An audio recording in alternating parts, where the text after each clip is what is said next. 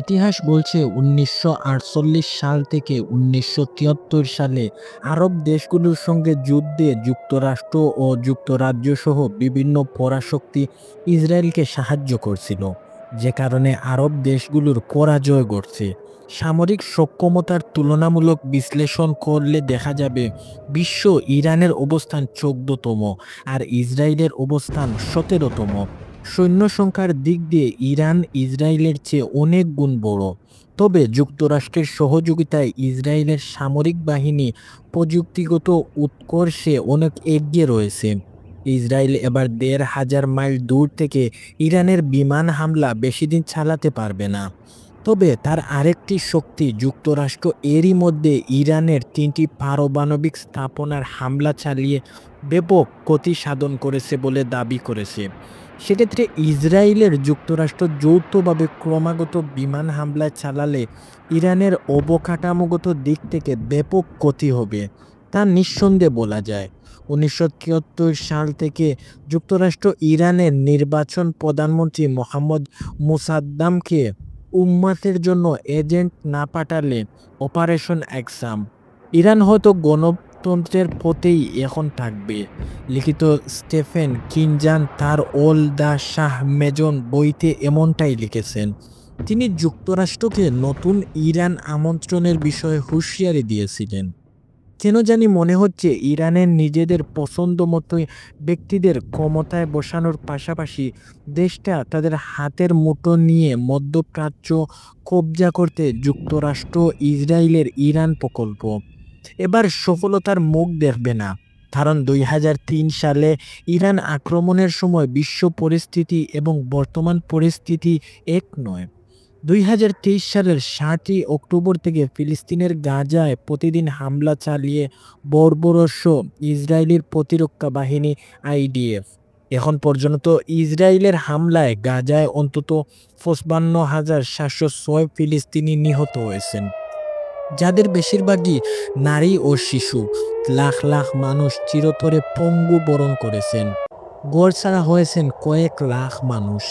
ইসরায়েলের বাহিনী এই সময়ে গাজায় ১৫,০০০-এরও বেশি শিশুকে হত্যা করেছে। যুক্তরাষ্ট্র ও ইসরায়েলের দ্বারা ইরানের রেজিম বা আয়াতুল্লাহ আল খামেনির আরশিপুষ্ট বর্তমান সরকারের পরিবর্তন হলে দেশটির চরম বিশৃঙ্খলা তৈরি হবে। তাই ইসরায়েল ও যুক্তরাষ্ট্রের আশীর্বাদ পুষ্টের নতুন নেতৃত্বে আশায় এবার অন্তত পূরণ হবে না। ইসরায়েলের অযৌক্তিক হামলার কারণে ইরানের জনগণের মধ্যে জাতীয়বাদী চেতনা বেড়ে বলে তাদের সাম্প্রতিক প্রতিক্রিয়া মনে হচ্ছে। গাজায় গণহত্যা দায়ে ইসরায়েল ও যুক্তরাষ্ট্রের প্রতি বিশ্ববাসীর সমর্থন আরেকটু কমে গেছে। ক্ষুধা যুক্তরাষ্ট্রের প্রতিনিয়ত গাজায় গণহত্যা বন্ধের বিক্ষোভ হচ্ছে। যুক্তরাষ্ট্রের নীতি নির্ধারকরা গাজা যুদ্ধের তীব্র সমালোচনা করে প্রকাশ্য বক্তব্য দিয়েছেন। তবে বাস্তবতা হলো প্রথমবারের মতন ইসরায়েলের হেডলাইনে ইরানের হামলায় ব্যাপক ক্ষয়ক্ষতি ইসরায়েলি জনগণের মনোবল ভেঙে গেছে বলে গণমাধ্যমের সংবাদ প্রচারিত হচ্ছে।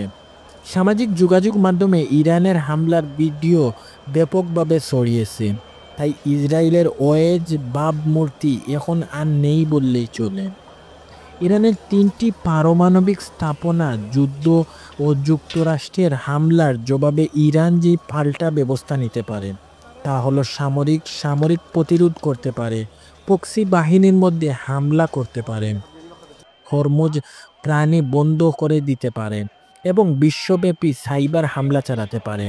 তবে ইরান সম্ভবত সরাসরি আক্রমণ না করে অপ্রাগত যুদ্ধ ও আঞ্চলিক উত্তেজনা ছড়িয়ে যুক্তরাষ্ট্র ও তাদের মিত্রদের চাপে ফেলতে পারে। যদিও এরই মধ্যে ইয়েমেনের হুথি বিদ্রোহীরা যুক্তরাষ্ট্রের জাহাজের হামলায় হুমকি দিয়েছেন।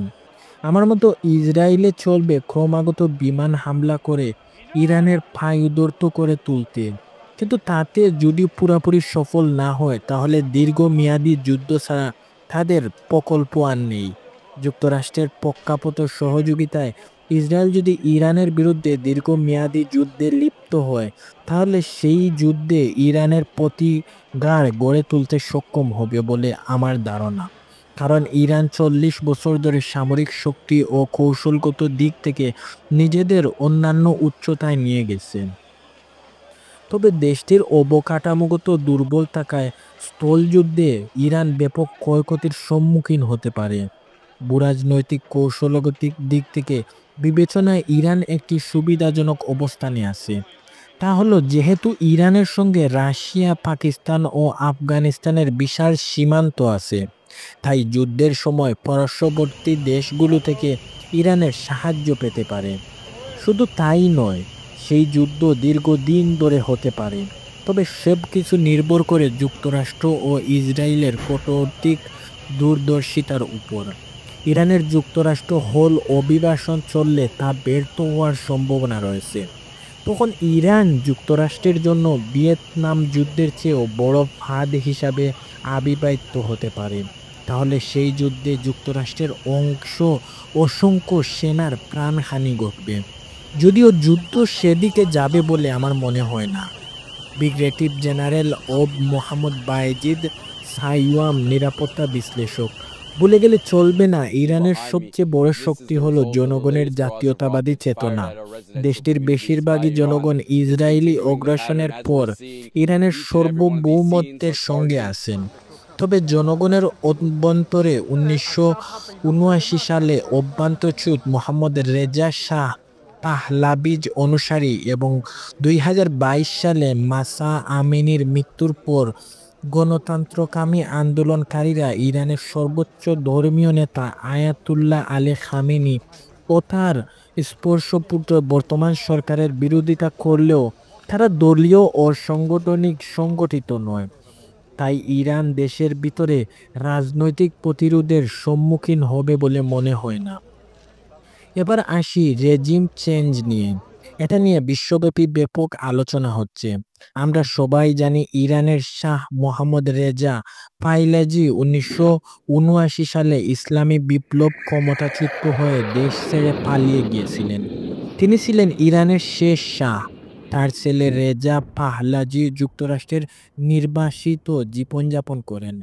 তিনি বর্তমানে ইসরায়েলের প্রধানমন্ত্রী নেতানিয়াহুর সঙ্গে বৈঠক করে গণমাধ্যমে খবর বেরিয়েছে। তবে ইরানের জনগণের কাছে তার গ্রহণযোগ্যতা নেই বললেই চলে। আমার ধারণা রেজা পাহলাজির ভিত্তিতে ইরানের ক্ষমতায় বসাতে যুক্তরাষ্ট্র ও ইসরায়েলের যে ইরান প্রকল্প তা এবার সফল হবে না। যদিও এই প্রকল্প বাস্তবায়নের অর্থের লোভে ইসরায়েলের গোয়েন্দা সংস্থা মোসাদের কিছু ইরানি এজেন্ট কাজ করে ইরানের শীর্ষস্থানীয় সামরিক কর্মকর্তা ও পারমাণবিজ্ঞানীদের হত্যা করতে সমর্থ হয়েছে।